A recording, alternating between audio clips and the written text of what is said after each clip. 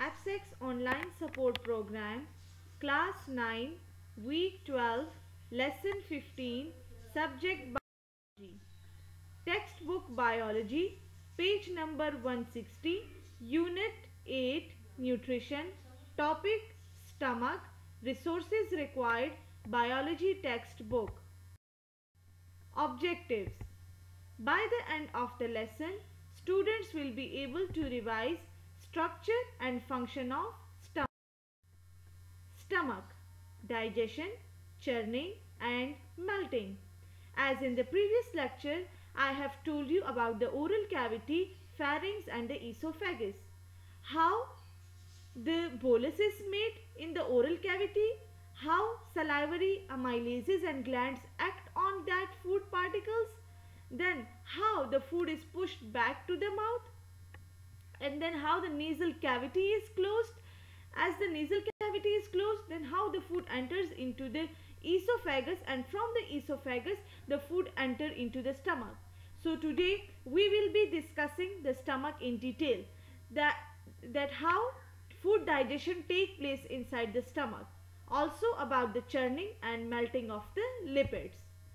Let's discuss the structure of the stomach.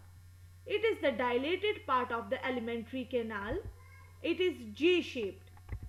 Location: located in the left of abdomen just beneath the diaphragm.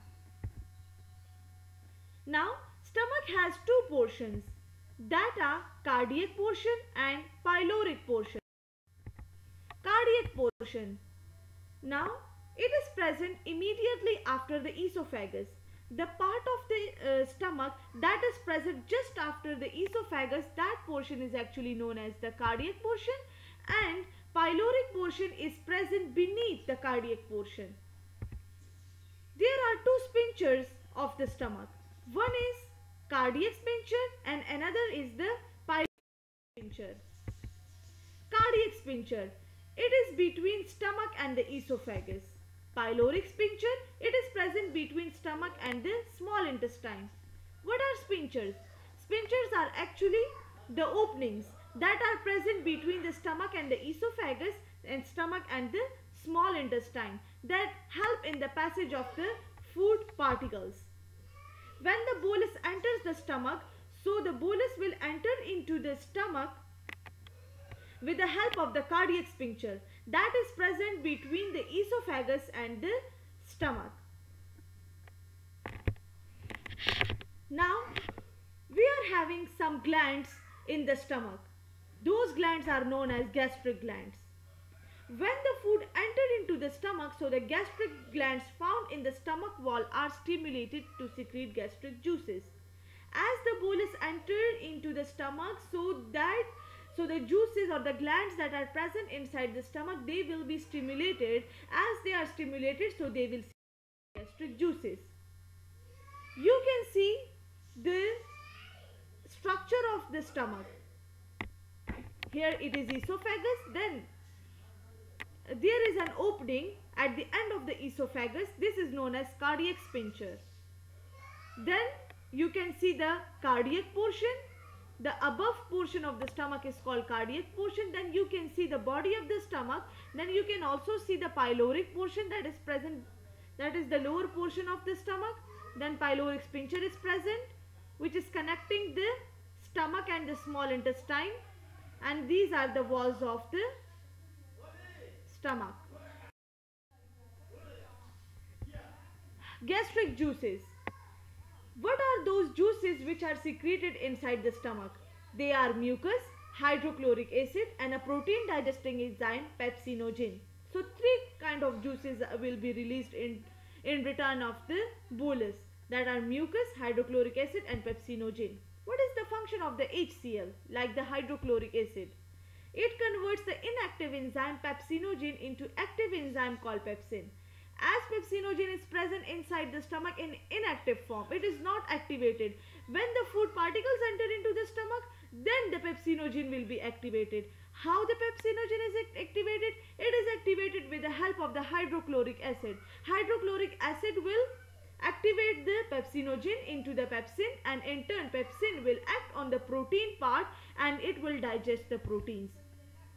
Second function of the HCl, that it kill all of the microorganism that is present in that food particles. What is the function of the mucus? Function of the mucus is to protect the wall of the stomach. As you know that pepsin will act on the stomach wall. It will eat up the stomach wall if mucus is not present. As mucus will cover the wall of the stomach and it will protect the wall of the stomach from being eaten by the pepsin. Function of the pepsin: partially digest the proteins into polypeptides and shorter peptide chains. What are polypeptides? Polypeptides are the polymers of amino acids that are joined together by peptide bonds. What are peptide bonds? One alpha amino acid and nitrogen of another protein chain. Right? When one alpha amino acid and nitrogen, when they are attached with one another, so they are actually forming a peptide bond. What is peptide chain? They are the shorter chain of two or more amino acids. So when proteins are digested with the help of the pepsin, so they will be converted into the polypeptides, the shorter peptide chains.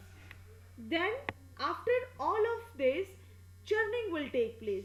What is churning? Further breakdown of the food particle.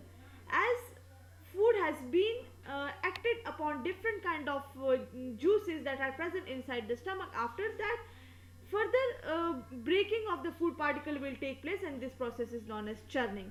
At this process, at churning, the stomach wall will continuously contract and relax, which help in the mixing of the gastric juices and the food.